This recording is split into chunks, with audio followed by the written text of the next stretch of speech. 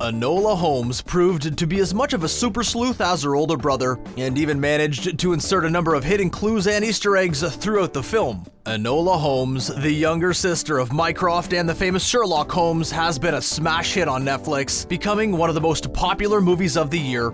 The titular character, played by Millie Bobby Brown, is a rambunctious and determined young woman who sets out on a mission to find her mother, who has suddenly vanished against the wishes of her brothers, before becoming embroiled in a case involving a lonely young Marquess who is on the run. Enola proves to be as intelligent and resourceful as Sherlock, and the film reflects this with the hidden messages, symbolism, and Easter eggs scattered throughout. In this video, we'll take a look at 25 things that you may have missed in the movie and get our magnifying glasses out to find these elementary Easter eggs, my dear Watsons. This includes costume design giving us some clues, references to classic Sherlock stories, as well as references to other popular characters. Get your deerstalkers out because the game is afoot. And beware, you don't need to be a master detective to guess that there will be spoilers. You will probably know that Sherlock Holmes was created by the author Sir Arthur Conan Doyle, who penned many stories for the super sleuth, so you probably won't be surprised that Enola Holmes is also based on a book. But not the same one. While it operates in the same world and time period as Sherlock Holmes, Enola wasn't a creation of Doyle's, and in fact never references Sherlock or Mycroft having a sister in his works. Instead, Enola Holmes was a film adaptation of the young adult novels written by author Nancy Springer, with the first book, The Case of the Missing Marquess, which was released in 2006, being the primary source of inspiration for the movie. But Enola isn't the only sister of Sherlock and Mycroft to appear on screen. As we mentioned, while a sister doesn't exist in the book, a sister of a similar name, Eurus, which, no offense, sounds like a horrible infection, appears in the BBC series Sherlock, starring the guy with the funny name. Which one was that again? Oh yes, Martin Freeman. Yeah, no.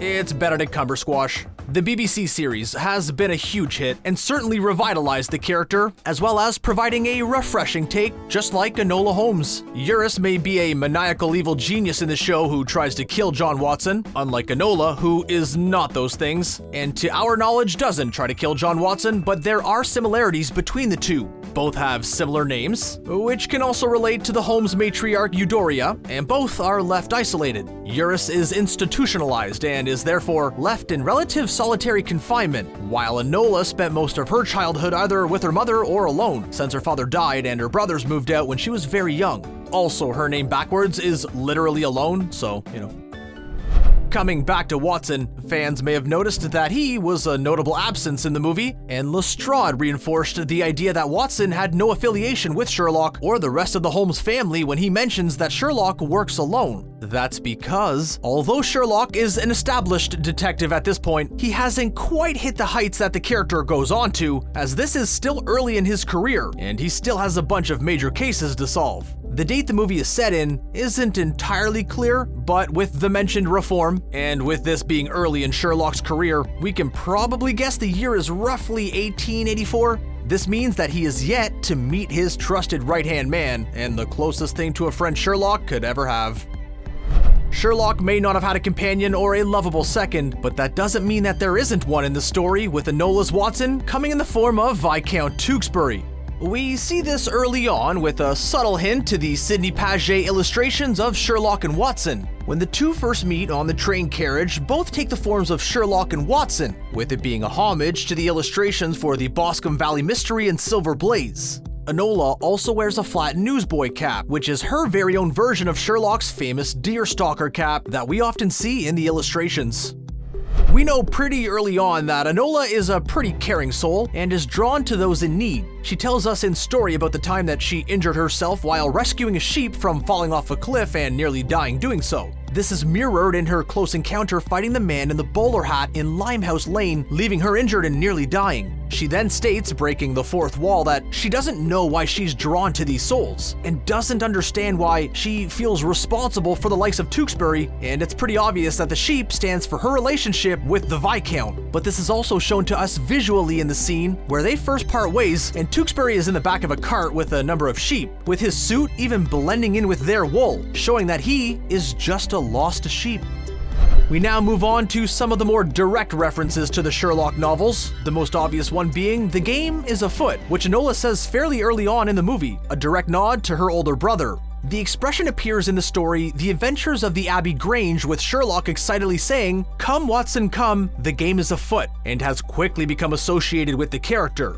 But while Sherlock may have made the saying famous, it was actually created by Shakespeare, because nearly every expression is. The term originated in Henry IV Part 1, with Shakespeare writing, "Before the game is afoot, thou still lettest slip."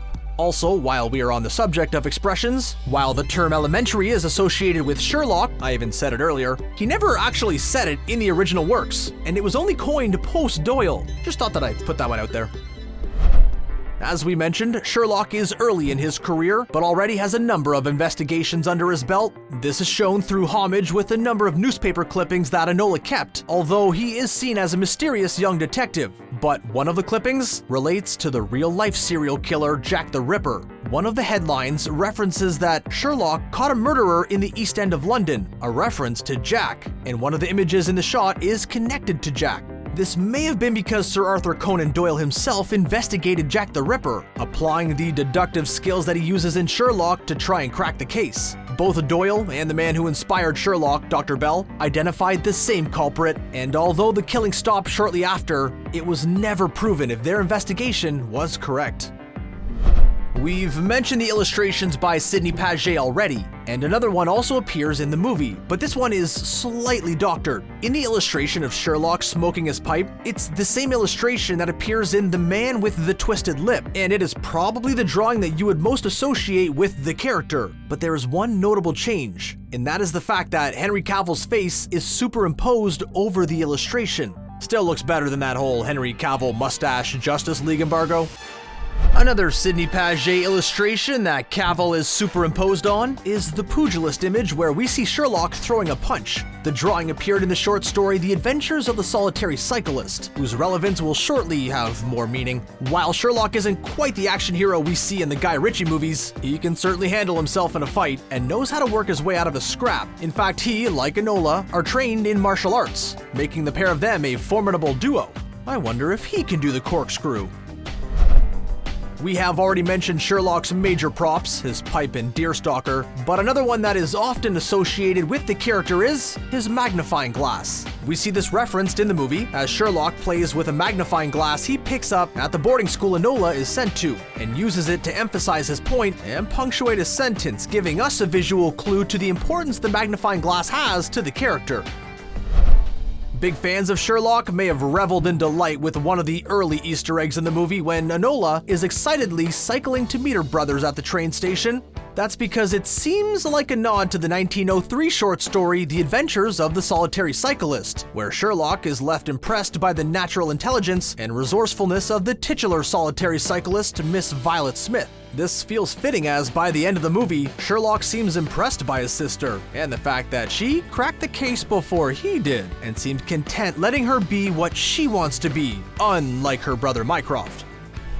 Moving back to the movie, we are actually given a lot of visual clues that give us the answers to the central mysteries of the movie, the disappearance of Enola's mother and who is trying to kill Tewkesbury. The latter is given to us in costume design.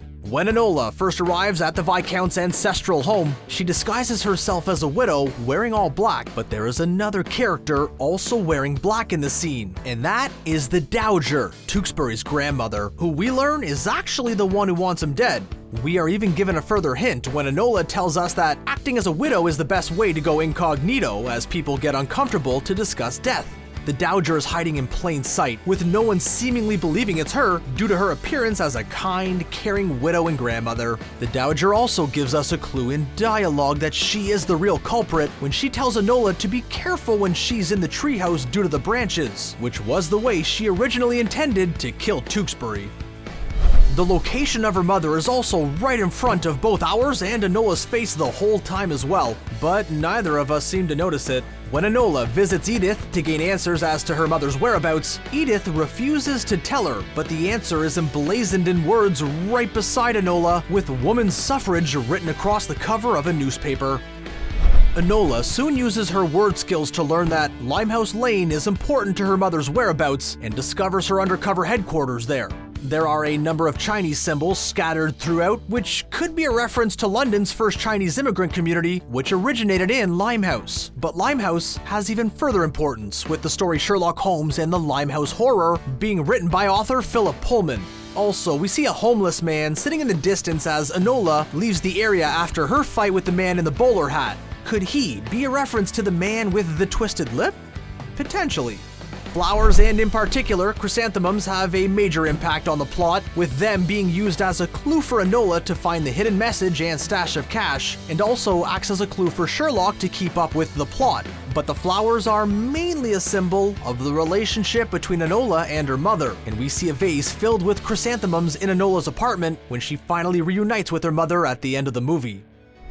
One of the first messages Eudora gives her daughter is the card with a picture of a blue flower with the words, "Our future is up to us," written underneath. The importance of this card becomes clear later on in the movie. We initially believe that the hour implies Eudora and Enola, but a visual cue suggests that the hour involves another character. The blue flower looks remarkably like the pressed flower we see in Tewksbury's book, and we also learn that he has an affinity for flowers, implying that he is very much a part of Enola's future.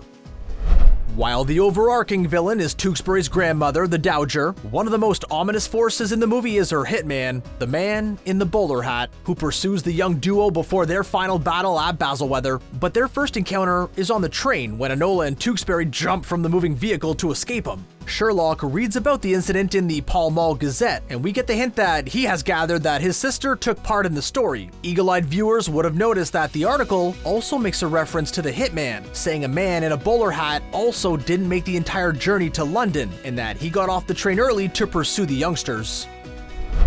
Feminism and women's suffrage is certainly a major theme throughout the movie, and that is represented in the reading material of both Enola and Eudora Holmes. Enola reads about Joan of Arc and the warrior queen Thalestris as part of her education, and this shows the types of women who inspired the characters. We see a reference that Eudora read the then controversial essay The Subjection of Women, which Mycroft quickly dismisses when he associated feminism with madness, showing the differences between Eudora and her son.